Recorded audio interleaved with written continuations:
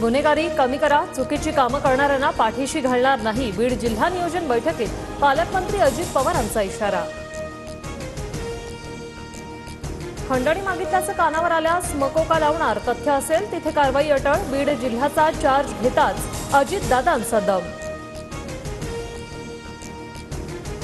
अजितदादांना सर्व पुरावे देऊनही धनंजय मुंडेंचा राजीनामा घेतला नाही. कार्यकर्त्यांवर खंडणीचा आरोप असताना मुंडेंवर मकोका का नाही? अंजली दवानिया यांचा अजित पवारांना सवाल. सोशल मीडियावर केलेली दहशतीची रील खपवून घेणार नाही. रिव्हॉल्व्हर लावून फिरणाऱ्यांचा परवाना रद्द करणार, अजितदादांचा सज्जड दम. धनंजय मुंडेंविरोधातील पुराव्यांचा पेनड्राईव्ह अजितदादांच्या पीएला दिला. आमदार सुरेश धस यांचा दावा. तर धसांनी कोणताही पेनड्राईव्ह दिला नाही. धनंजय मुंडेंनी आरोप फेटाळले.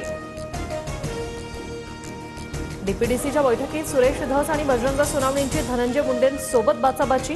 73 कोटींच्या बोगस बिलांबाबत लेखी तक्रार द्या, अजित पवारांनी सुरेश धसांना सांगितलं.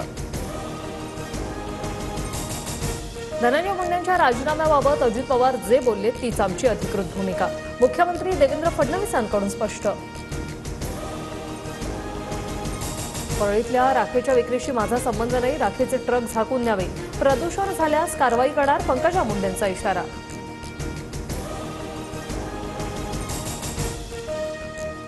काँग्रेस नेते रवींद्र धंगेकरांनी एकनाथ शिंदेंची भेट घेतली. धंगेकरांसोबत काँग्रेस नेते हुसेन दलवाईंनीही शिंदेंची भेट घेतली. काँग्रेसच्या 2 नेत्यांनी भेट घेतल्यानं चर्चांना उधाण.